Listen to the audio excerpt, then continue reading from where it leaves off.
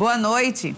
No programa desta quarta-feira, conversamos com Catiana Azevedo, jornalista e especialista em comunicação política. E ainda, vereador Tony Fernandes comenta sobre apoios na pré-campanha à Prefeitura de Mossoró. O cenário político já está no ar.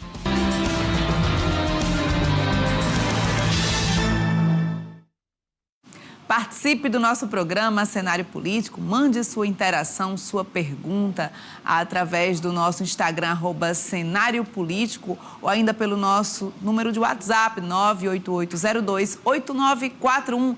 Manda sua pergunta, manda sua interação, que eu estou aqui esperando para a gente interagir, conversar sobre comunicação política, essa fase de pré-campanha, esses preparativos que os candidatos estão aí nesse ano de eleições municipais. Falando nisso, a Câmara Municipal aqui de Mossoró realizou hoje mais uma sessão marcada pela votação de um projeto de memória à resistência à ditadura militar no Brasil. Vamos acompanhar. O projeto de lei ordinária de cunho substitutivo, de autoria da vereadora Marleide Cunha, que previa a instituição do Programa Municipal Ana Thalia de Souza Melo Alves, de fomento à memória de resistência à ditadura militar no Brasil, foi negado no plenário. Apesar das votações positivas das comissões da Câmara, o projeto foi rejeitado por 13 votos a 6. Esse projeto, ele tem unicamente o objetivo de preservar a memória. Esse projeto de lei não cria obrigações para o Poder Executivo. E mesmo se criasse, não seria impedimento. Esse projeto de lei foi aprovado pela Comissão de Orçamento desta Casa, foi aprovado pela Comissão de Constituição e Justiça desta Casa, foi aprovado pela Comissão de Desenvolvimento Social desta Casa. Então, não há nenhuma justificativa para não se aprovar agora em plenário. Eu não vou aprovar um projeto que traz atribuições, cria atribuições à secretaria. O projeto cria despesa. De onde vem essa despesa? Qual é o impacto financeiro para colocar essa logística em prática? Então, não tem dificuldade nenhuma. Então, autorizar, eu sugiro para que a vereadora possa indicar, não é nem um requerimento, é uma indicação para que o executivo possa dar iniciativa a essa propositura. Se você coloca no painel para votação, encerrada a votação, 12 votos contrários, 6 votos favoráveis, 13 votos contrários, 6 favoráveis. O projeto está rejeitado. A sessão do dia 3 de julho seria dedicada à realização da votação da Lei de Diretrizes Orçamentárias, que foi adiada. Logo, a ordem do dia discutiu outras pautas na casa. A Câmara volta a se reunir em plenário na próxima terça-feira para a realização de mais uma sessão ordinária. Tá aí as discussões, vereadores de oposição e de situação, o líder da situação, Genilson Alves, e a vereadora de oposição, Marleide Cunha, debatendo sobre esse projeto aí que, segundo ela, tinha como finalidade essa retirada de homenagens a figuras ligadas à ditadura militar. E aí esse embate na Câmara, e hoje deveria ter sido votação da LDO, né, a leitura final aí dessa finalização da Lei de Diretrizes Orçamentárias. A gente vai aguardar esse novo prazo aí definido pela Câmara. Ora, ainda falando de Câmara Municipal, o vereador Tony Fernandes é pré-candidato à Prefeitura de Mossoró pelo Avante. A nossa reportagem conversou com o parlamentar sobre as tratativas nessa fase de pré-campanha e se o vereador pode vir a se somar a alguns dos projetos de oposição. A Avante chega a manter a pré-candidatura, né? O nosso nome é à disposição de Mossoró. Isso não quer dizer que a gente faça o diálogo com a oposição, né? Hoje a gente tem conversados com vários partidos, inclusive com o PL, PSDB. O nosso objetivo é tentar unificar essa oposição, que a gente sabe que é muito difícil unificar todos os nomes, mas a gente está buscando realmente o entendimento para que não seja tantos candidatos, né, para o pleito, vendo até mesmo a dificuldade de enfrentar uma disputa que é muito acirrada aqui na cidade de Mossoró, historicamente, e se a gente for com muita fragmentação, isso vai ter um prejuízo para a oposição. Então, por isso, nós estamos chegando a dialogar, não chegamos a impor a candidatura. Nós estamos à disposição do povo de Mossoró, estamos com a pré-candidatura, mas isso não quer dizer que, se tiver um entendimento da oposição, a gente retira sem nenhum problema. Vereador, a nível de oposição, de diálogo de frente ampla, por enquanto, um dos partidos que está mais avançados nessa discussão é o PSDB, do presidente da Câmara, Laurence Amorim, que já conta com o apoio do PT, agora já conta com o apoio do PSB. Sobre esse diálogo, existe alguma possibilidade? Tem algum lado que existe um diálogo mais maduro? Em qual pé está isso? Olha, a gente está dialogando com o PSDB, né, com a candidatura de Laurence e também de Genivan, do PL. Né? Estamos dialogando com os dois e quem vai chegar a definir, né, essa unificação, se vai existir ou não, é o partido. Né? A gente tem uma nominata, a gente respeita a nominata, a gente tem um presidente estadual, o presidente do município, que é Celso, né, o estadual é Jorge, né, o secretário é Franklin Hopps, e toda uma nominata de 22 candidatos que a gente precisa ouvi-los. E daí a gente vai tirar realmente qual caminho a gente vai seguir. Né? Se vai ter uma composição ou se vamos seguir em chapa única, no caso individual. Tá aí o vereador Tony Fernandes, que é pré-candidato pelo Avante, já lança essa possibilidade de unificação da oposição. O vereador é pré-candidato, conforme eu falei, pelo Avante. Temos ainda outros pré-candidatos, se não me engano, mais seis candidatos, pré-candidatos aí, se lançando a essa oposição à Prefeitura de Mossoró. E então, há essa possibilidade, ele fala aí com o PL, de compor com o PL, ou ainda com o PSDB do presidente da Câmara, Laurence Amorim, que também é candidato à Prefeitura de Mossoró. Ou seja, deixou essas possibilidades em aberto. Então, ainda tem tempo para serem definidas essas questões e aí a gente falar, de fato, numa candidatura unificada da oposição aqui em Mossoró. Temos os prazos ainda eleitorais, as convenções que vão definir quem, de fato, será candidato e quem vai abrir mão dessa pré-candidatura aqui na cidade. Agora a gente conversa sobre comunicação política. Nossa entrevistada é a jornalista, especialista nessa área, Catiana Azevedo, que conversa com a gente também, dando essas orientações até aos políticos nessa fase de pré-campanha. É preciso ter um cuidado especial com a comunicação.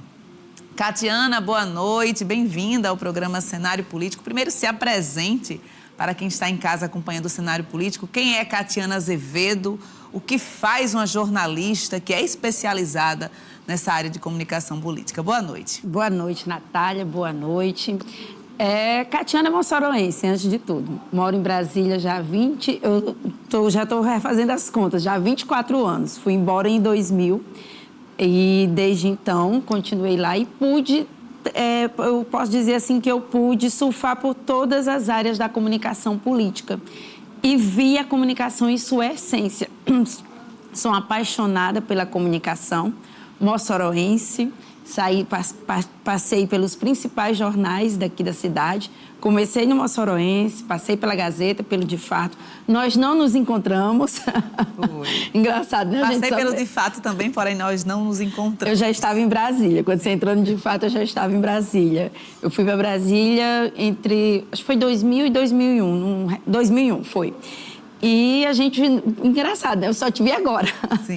E a convite do publicitário Carlos Gregório, eu vim para me integrar à CGX Marketing Político e estou trabalhando, de fato, agora nas campanhas deste ano, só que mais como no conceito de campanha dos candidatos, que é a expressividade pessoal dentro de uma campanha política. Então, assim, eu posso dizer que eu passei por todas as áreas de uma campanha política. Eu comecei como repórter em 98, ainda na eleição de Fafá Rosado, na campanha de Fafá Rosado, em 98. Então, eu fui desde repórter até coordenadora política, até coordenadora de comunicação. E é um assunto que eu sou apaixonada. Política em si já me apaixona. Engraçado que eu não gostava de política, não queria fazer política de jeito nenhum, até que caiu no meu colo, ainda no Moçoroense. E o meu editor, na época, ele disse assim, mas um bom jornalista, ele tem que passar pela política. E a política foi vindo, tanto que Brasília, para mim, também foi uma oportunidade que caiu no meu colo e eu soube abraçar. Quando eu cheguei, vale dizer que quando eu cheguei em Brasília, Natália, não tinha o papel do assessor de comunicação política, não existia. A gente era assessor de imprensa corporativo, que era o que a gente aprendia na faculdade, mas o assessor de imprensa de político não tinha, então poucos eram aqueles que tinham. E eu fui para ser assessora do Betinho Rosado. E fui indo, depois fui para Sandra e terminei por último, dentro do meu trabalho no Congresso Nacional, como diretora de comunicação da FUNAI. Então, eu pude passar também pelo Senado. Eu fui coordenadora de comunicação do PSL, do então PSL, em 2019, no boom do PSL. E essa minha experiência me trouxe de volta para a minha terra, que eu estou muito feliz. Trabalhar de uma forma diferente da campanha, ver uma forma diferente, podendo compartilhar a minha experiência agora dentro desse novo cenário. E olha, a partir do próximo sábado começam a valer alguns prazos e restrições que estarão presentes durante as eleições de 2024. O primeiro turno das eleições será no dia 6 de outubro. 3 meses antes disso, 6 de julho, começam a valer as restrições para os candidatos que vão disputar o pleito. Listamos os principais prazos previstos no calendário eleitoral. Como, por exemplo, o pré-candidato que deseja lançar a candidatura, ele tem que se desincompatibilizar de um eventual cargo público que ele já exerça. Então, todo servidor público tem que se afastar aí nesses 3 meses que antecedem a eleição, caso deseje lançar seu nome, né, na eleição deste ano como candidato. Temos também as restrições para pré-candidatos também de não poderem comparecer a eventos de inauguração de obras públicas, sob pena de ter cassado o seu registro de candidatura. A gestão pública municipal também fica agora sujeita a uma série de restrições previstas na legislação, tendo em vista que o município é o ente federativo envolvido na disputa desse ano. Então, isso independentemente do prefeito vir a ser ou não candidato. Outro momento importante diz respeito ao período de convenções, que envolve inclusive data limite para entrega de documentação, 5 de agosto. Então as convenções já vão acontecer de 20 de julho a 5 de agosto. A lei dá 15 dias aos partidos para que façam suas convenções e definam a formação das suas coligações e oficializem quem são de fato os seus candidatos. Vale lembrar que durante todo esse processo, que envolve regras e prazos, o cidadão pode e deve agir como um fiscal da Justiça Eleitoral. Para isso, o Tribunal Superior Eleitoral oferece condições. O TSE vem disponibilizando a cada ano, e fará também este ano, a disponibilização de um aplicativo chamado Pardal, que fica à disposição para baixar no celular do próprio eleitor, tanto o iOS como o Android. É um aplicativo por meio do qual o eleitor pode encaminhar denúncias de supostas irregularidades de que ele toma conhecimento. Então, irregularidades no campo da propaganda eleitoral e irregularidades que, enfim, de um modo geral, todas elas hoje podem ser encaminhadas via aplicativo Pardal. Um aplicativo bastante moderno que permite o envio de fotografias, de vídeos, de situações que o eleitor flagre na rua ou flagre na internet, ele pode nos encaminhar. Então, acredito que até o final do mês esse aplicativo já estará disponível para os eleitores já irem baixando os seus celulares para irem encaminhando suas denúncias, já tão logo inicia a campanha eleitoral no dia 16 de agosto. Tá aí as informações do chefe do cartório eleitoral aqui de Mossoró, da 33ª Zona, falando sobre esses prazos eleitorais. Já temos prazos valendo a partir do sábado, então é preciso essa atenção dos pré-candidatos também sobre alguns apontamentos feitos pela Justiça Eleitoral, inclusive que vai ter disponível aí o Pardal para fazer denúncias. Então, até o final do mês, a Justiça Eleitoral deve disponibilizar esse Pardal para a possibilidade da população enviar denúncias, encaminhar essas denúncias relativas a descumprimento das regras eleitorais.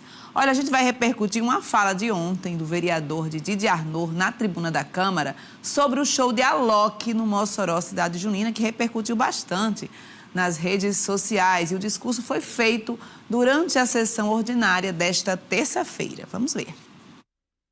Eu pude observar um show de drone, onde um artista aqui, né? O grande Alok, inclusive marcou até o nosso prefeito da Galáxia aqui de um áudio que ele fez. Aqueles drones ali fazendo sucesso no céu, transformou um calango, puxou uma sanfona pro lado, tocou, bateu zabumba. Aquilo ali, ali realmente foi espetáculo. Aquele cara tá de parabéns porque ele usa da sua inteligência para fazer um show bonito daquele ali. Porque eu não vi ele soltar uma voz e dizer assim, chame, pega na pegada, puxa para lá, não. Foi só tocando com os dedos. Meu amigo, aquilo ali me chamou muita atenção. Quando ela levantou o dono e puxou aquele chapéu, eu quase choro. Tá aí a fala do vereador, que ele também conversou com o nosso jornalismo sobre a repercussão dessa fala e mencionou qual a sua visão sobre os comentários a respeito desse assunto que deu bastante repercussão nas redes sociais. Vamos ver. O que eu falei aqui foi apenas uma visão que eu tive no show. E não me arrependo nem um minuto. Se alguém gostou ou alguém não gostou, infelizmente, paciência, né? Meu jeito de falar é esse, eu não vou mudar. Inclusive, é meu segundo mandato aqui, teria muito bem condições, se eu quisesse exercer ali um estudo melhor, poderia ter, que eu tenho condições para pagar isso, né? Mas meu jeito é esse, eu vim para cá dessa forma. Eu vou mudar por quê? Para agradar quem? Se eu não me agradar, eu vou agradar os outros? Vai servir para mim? Não, minha forma foi essa aí. Sobre o DJ Alok, alguns criticam porque acham que não foi, que não deveria ter vindo por isso, mas tem que entender uma coisa, Alok foi o principal artista que veio para Mossoró, que levou o nome da nossa cidade mundialmente. Gente de outros países viu, através da cultura moçoroense, porque Alok esteve aqui, porque Alok veio para a nossa cidade. Querendo ou não, o homem fez sucesso, o homem fez história na nossa cidade. Isso aí para uns deveria até, eu dizer aqui, não, poderia ser um cantor da terra, poderia ser uma pessoa daqui da nossa cidade fazer um show. Mas a gente ia, se fosse, a gente dá valor aos nossos artistas da terra? Eu acredito que não, porque é colocado eles aqui no polo mais pequeno, não vai ninguém. E quando vai, poucas pessoas. Nós não damos valor àquilo que a gente tem. Então, quando vem um de fora que faz sucesso, a gente tem que tirar o chapéu mesmo e aplaudir, porque o que ele fez aqui foi história. Não, o cabo está satisfeito porque viu uns drones no céu na cidade dele. Meu amigo, eu nunca tinha visto isso. É feio para mim, não. Feio para mim é roubar. Falar da vida alheia, matar, julgar alguém. Para mim, isso aí está tranquilo. Tá aí a resposta do vereador Didi Arnaud, a repercussão dessa fala aí que ele fez esse elogio nas redes sociais, fez um elogio na tribuna da Câmara e repercutiu nas redes sociais sobre o show de Alok, que encerrou a programação lá na Estação das Artes, no Mossoró, cidade junina. E aí, sobre esse assunto, Catiana, que é a nossa convidada de hoje aqui do nosso programa Cenário Político, ele fala de um aspecto importante, que é meu jeito de falar. Então, a gente entra no nosso tema, que é a expressividade do político. Como é que deve ser esse estilo do político? Existe um jeito certo de se apresentar ao eleitorado? Deve-se adaptar o político a um jeito correto, um jeito que pode ser mais interessante para o eleitor de uma forma geral? Como é que funciona essa orientação na comunicação política, a forma do político se apresentar? E aí a gente está falando numa fase de pré-campanha, que é justamente onde se elabora esse planejamento. Como é que você orienta nesses casos? Então, não há o jeito certo, o que há é o jeito real. Porém, quando ele fala, eu sou assim, não vou mudar, o erro está aí, ele pode melhorar. Tudo na vida a gente melhora, e por que não melhorar a forma como fala? Então, a partir do momento que a gente melhora a forma como fala, fica mais natural, fica mais expressivo e você fala para todo mundo. Porém, se a gente pegasse esse vereador e colocasse técnicas nele que não estão de acordo com a naturalidade dele, não seria real. E aí a percepção, que hoje vende muito mais do que a objetividade, não teria liga com o eleitor.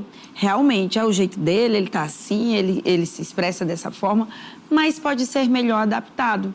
E na pré-campanha, trazendo pelo que você perguntou, na pré-campanha, o candidato não fala, quem fala são as pessoas, justamente para ter esse cuidado. Esse é o momento que ele se apresenta, coloca o nome à disposição, porém, quem diz quem é ele são as pessoas. Eu tive uma pessoa que me ligou e disse assim, Catiana, eu estou com uma candidata, o que é que ela deve falar no vídeo de apresentação? Eu disse, nada. Quem deve falar são as pessoas. As pessoas é quem devem dizer quem é ela. Eu costumo dizer, Nádia, que quando o candidato ele precisa falar quem é ele, está errado. Significa que ele já não está comunicando. Então, isso é o que a gente ajusta numa pré-campanha. E aí, nessa parte de ele não precisar se apresentar porque alguém se apresenta por ele, é porque ele já construiu uma imagem anterior a essa fase, ele precisa já ter uma imagem bem projetada, uma imagem que fala por ele, ou pessoas que podem falar por ele, porque ele já construiu isso anteriormente? Também.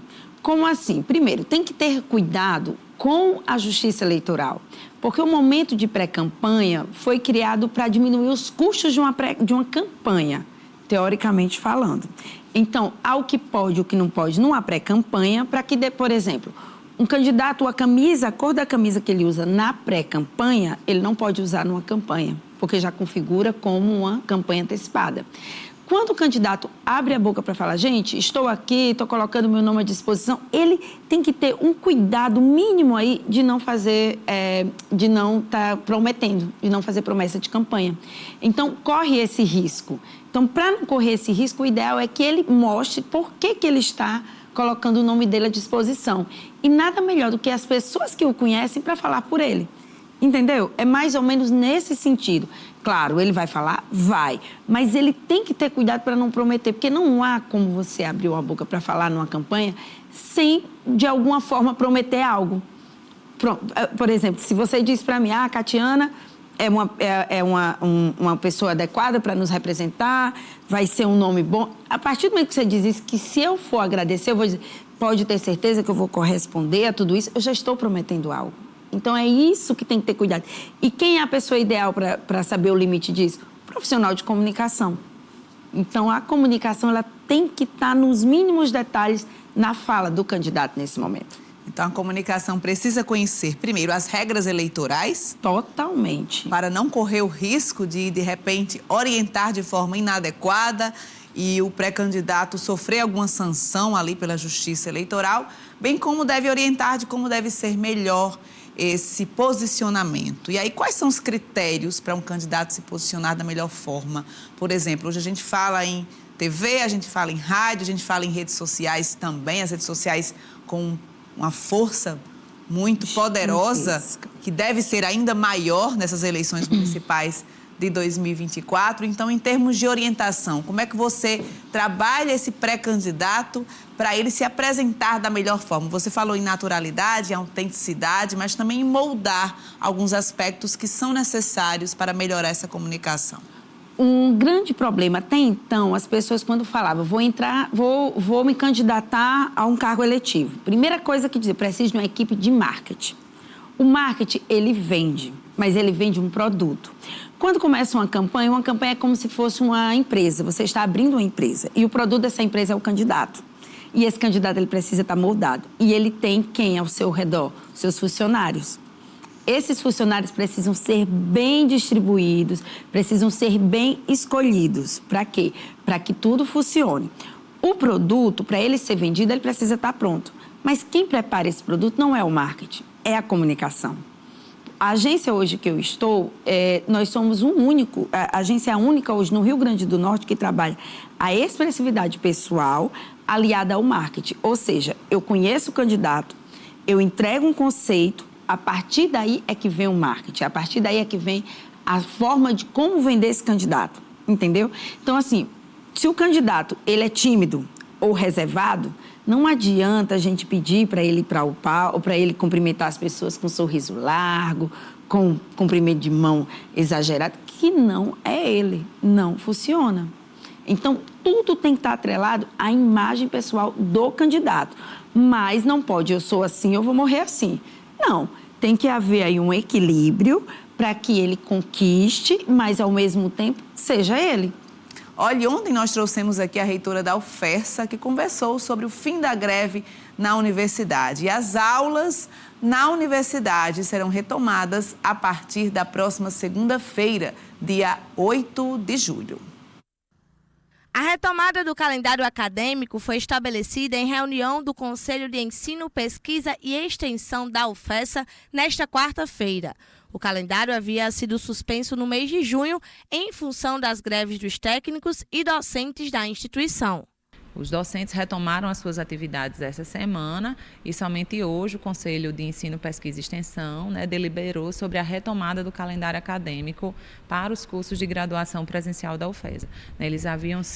O calendário havia sido suspenso quando da deflagração da greve e agora precisou ser aprovada também a sua retomada para a próxima aulas para a próxima segunda, dia 8 de julho, e o calendário em si retomando com planejamento a partir de amanhã. A greve dos técnicos administrativos teve início no mês de março, com reivindicações voltadas à recomposição salarial e reestruturação da carreira.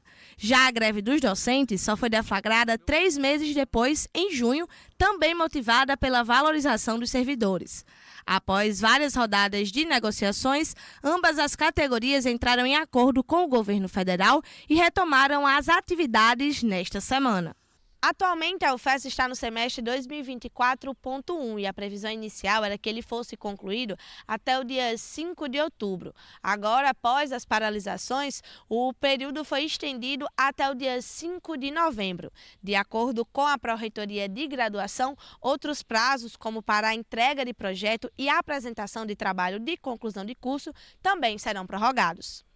Entre as novas datas acordadas pelo CONCEP, os exames finais ficaram definidos para acontecerem de 6 a 12 de novembro e as colações de grau agendadas entre os dias 9 a 20 de dezembro. O andamento do semestre, o funcionamento, pedagogicamente falando, o funcionamento é o mesmo, a quantidade de dias letivos se permanece, os prazos para envio de pré-projeto, aprovação de pré-projeto, defesas de trabalhos de conclusão de curso, consolidação de componentes, todos esses prazos, esses períodos, eles se mantêm com o mesmo fluxo. O que acontece é que eles só foram postergados em um mês em função do período em que ficamos paralisados. A gente não vai trazer prejuízo pedagógico dentro do semestre. Está aí a definição da UFESA sobre o calendário acadêmico que havia sido suspenso no momento da greve dos técnicos e dos professores. A reitora Ludmila Oliveira esteve aqui no programa Cenário Político, anunciou essa reunião do CONCEP para a retomada desse calendário, definição sobre a volta às aulas, e está aí a definição dessa volta às aulas para a segunda-feira, dia 8 de julho, retornando à normalidade na Universidade Federal Rural do Semiárido, com esse retorno pós-greve dos técnicos e dos professores. E respondendo à pergunta do Raimundo Nonato, ele fala sobre as vedações às emissoras de rádio e TV, elas iniciam no dia 6 de agosto, pós-período das convenções que definem os candidatos de cada partido. Então, a gente vai dar sequência aqui ao nosso programa Cenário Político e Catiana até mencionou sobre isso, a importância desse especialista em comunicação estar atento também a essas regras eleitorais. É importante mencionar como é que as regras eleitorais se aplicam dentro também desse aspecto da comunicação política, Catiana.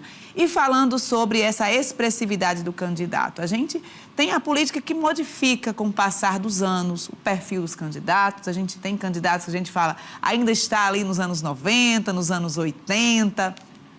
E a gente entende que com as redes sociais, com essa presença dos candidatos nas redes sociais, com perfis no Instagram, com perfis aí nas diversas plataformas digitais, a gente entende que há uma exigência diferente para esse pré-candidato. E aí, como é que ele se molda a essas novas exigências do eleitorado e desse eleitorado que passa a ocupar um espaço também na internet?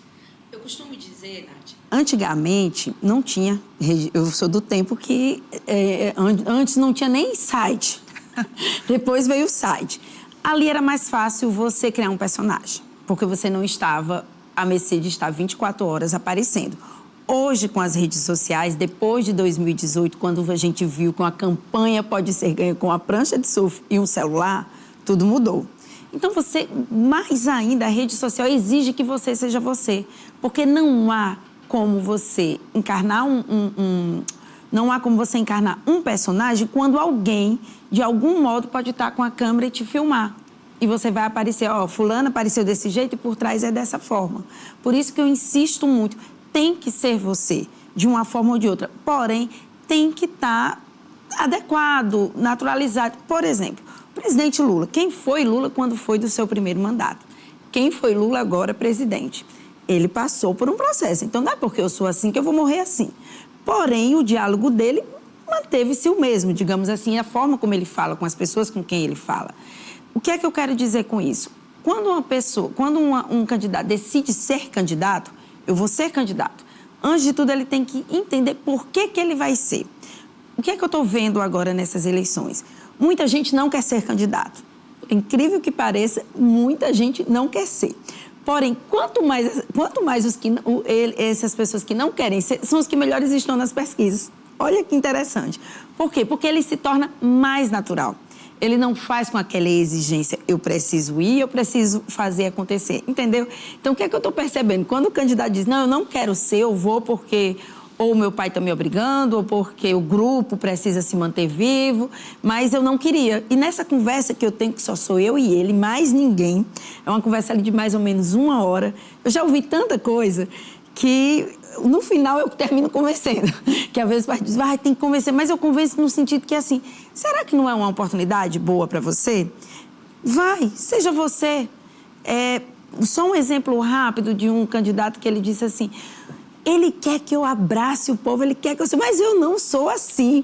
Eu digo, então seja como você é, mas seja você. E tá dando super certo. Depois ele ligou e disse, Catiana, tá dando certo, viu? Eu disse, tá vendo? É só ser você. Então não há como fugir dessa naturalidade, principalmente com as redes sociais. Porque você tem que aparecer, e realmente precisa aparecer. Porém, eu sempre bato na tecla, pessoalidade e não intimidade. E as pessoas estão confundindo muito isso, Natália. E aí tem um aspecto que você falou que é interessante, que é aquele que diz, eu não sou político. Isso ficou muito em voga, essa discussão nos últimos anos. Aquele outsider que sai da linha política, não é um político tradicional, porém está, sim, se candidatando a um cargo eletivo. Então, como dizer que não é político se você está dentro da política, se você está se colocando a um cargo público? E aí, como é que esse candidato se apresenta? Essa exigência da naturalidade, o eleitorado, ele pensa que, de certa forma, como há um desgaste da classe política, ele estará votando em alguém que é fora do processo? É mais ou menos assim que funciona? É porque, na verdade, o que é que vem? Aquela falsa modéstia. Não, eu não sou político profissional. Não, o meu salário eu vou doar. Assim que eu for eleito, eu vou doar o meu salário. Só que nem sempre isso funciona, porque não fica... eu vi 2018, 2019, foi a maior mudança dentro da Câmara de Deputados. E eu vi gente com discurso caindo na primeira semana de comissão. Então, assim, não sustenta. O que é que as pessoas querem? Elas querem sinceridade. Ela olha, ela recebe as trocas de campanha, vote em mim que eu te dou isso. Mas no final elas votam em que elas querem. Porque uma coisa me surpreendeu nessa minha volta a Mossoró. Eu estou percebendo que a cidade está menos politiqueira e mais politizada. E isso é bom. Eu estou tendo essa percepção. Quanto menor a cidade, mais politiqueira ela é. Ou seja, as pessoas vivem a eleição, como diz Gregório, as pessoas vivem a eleição como se fosse Copa do Mundo. Acabou agora as festas juninas acabaram e elas agora vão viver a efervescência da campanha. Então elas ficam aquela politicagem mesmo, família briga, isso e aquilo, e o candidato fica ali no meio. Mas conforme a cidade vai crescendo, as pessoas vão tendo mais entendimento, as redes sociais propiciam isso, elas estão se tornando mais politizadas e não cai mais nesse discurso. Eu não sou político, eu vou trabalhar para o pobre, com o pobre, para o pobre. Esse discurso, ao meu ver, não funciona mais. O que as pessoas querem é resultado. O que as pessoas querem é uma linguagem que seja, neutra, que elas entendam, porém que seja real. Hoje, eu até costumo dizer, não adianta fazer essas promessas mirabolantes. Não funciona.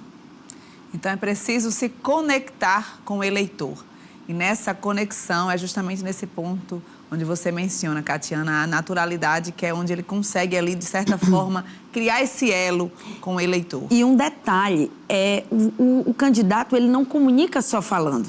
por isso que no início você me perguntou assim, Catiana, mas as pessoas vão falar por ele? Gente, a comunicação, ela vem não é só no verbalizar. Por isso que eu digo, quando o candidato precisa verbalizar, eu sou honesto, tem alguma coisa errada. Ele comunica como? Nos gestos, na forma como se veste, no abraço, no aperto de mão, no olhar. Então, quanto mais sinceridade ele passa, naquele abraço fraterno, mas que não é uma coisa que você vê que foi imposta, que não é dele. Aquele aperto de mão firme, mas que você vê que é dele. Ou não apertar, ou só sorrir, ou não sorrir. Isso conecta muito mais, isso comunica muito mais do que ele verbalizar. Então, é exatamente isso aí que você falou. Tem que ter cuidado nos detalhes, porque o discurso político ele tem que ser emotivo, mas ele precisa ser real. Porque as pessoas elas se conectam não é só com pessoas, mas elas se conectam com histórias reais. Então, construir uma fala emotiva é fácil desde que ela seja real. E é isso que eu bato muito na tecla. É fácil? Não é. Só para concluir, a primeira pergunta que eu faço para eles, quem é você? Ah, eu sou... Não. Eu quero saber quem é você. Aí teve uma candidata que ela disse, olha, menina, ela veio com o discurso todo preparado. Eu disse, esqueça, eu não sou sua eleitora. Você não vai ganhar meu voto, eu estou aqui para te ajudar. Quem é você? E é difícil, eles não conseguem. Transmitir essa informação de forma que pensar ali que ali está uma especialista em comunicação política que vai elaborar a melhor estratégia. Então, não se trata de um eleitor. Aí eu digo, não sou sua eleitora. Pode ficar tranquilo, o que eu falar aqui vai ficar entre mim e você. Terminou, ela dizendo assim para mim, Catiana, você está me deixando pensar. Eu disse, ótimo, era isso que eu queria. Catiana, e aí quando a gente menciona sobre candidaturas e a gente vive agora um ano nessa preparação para as eleições municipais, e é diferente quando um candidato, por exemplo, quando está ali se lançando a uma pré-candidatura a uma prefeitura, quando ele se candidata a vereador, que é preciso essa relação mais próxima com a população, ou quando ele se candidata, por exemplo, a um Senado, a deputado federal, que é um distanciamento, digamos assim. Ele vai percorrer algumas cidades, porém é diferente de uma eleição na própria cidade, uma eleição municipal, uma eleição a vereador. Há diferentes formas de se abordar o eleitor a depender dessas circunstâncias eleitorais? Natália, eu estou dizendo muito assim, que as campanhas elas estão cada tempo mais afuniladas. Como assim? A gente está em 2024, mas muitos já estão trabalhando 26. 24 já foi construído, gente, em 22. Então, o que é que eu vejo? Quando o candidato aparece e diz, olha, mas o meu sonho era ser estadual, eu disse, por que não começa agora? Não, porque está longe. Não, é agora. É agora. Quem está saindo candidato a vereador agora, com certeza começou a construir lá atrás. Então, é uma construção. Há uma diferença de abordagem? Há, no sentido que uma majoritária é diferente de uma proporcional. Porém, você precisa entender que não adianta você querer falar para todo mundo. Quando você quer falar para todo mundo, você não fala para ninguém. Principalmente no sentido da proporcional, principalmente no candidato a vereador. Ele precisa segmentar. Ele precisa, aqui é meu foco, aqui é onde eu vou. Não significa dizer que ele não vá em outras áreas. Pode ir, mas ele precisa ser focado. E isso quem faz é a estratégia de campanha. Conversamos aqui com a Catiana Azevedo, jornalista, especialista em comunicação política. Muita informação importante sobre essa fase de pré-campanha. Catiana, muito obrigada pela entrevista. Obrigada a você, Natália. Estou aqui. Quem quiser pode me acompanhar no Instagram. Respondo, estou à disposição. E aproveitem, candidatos. Foco, sejam vocês. Aí a conversa com a Catiana Azevedo. Estamos encerrando o nosso programa Cenário Político desta quarta-feira. A gente se encontra amanhã no mesmo horário. Até lá. Tchau, tchau.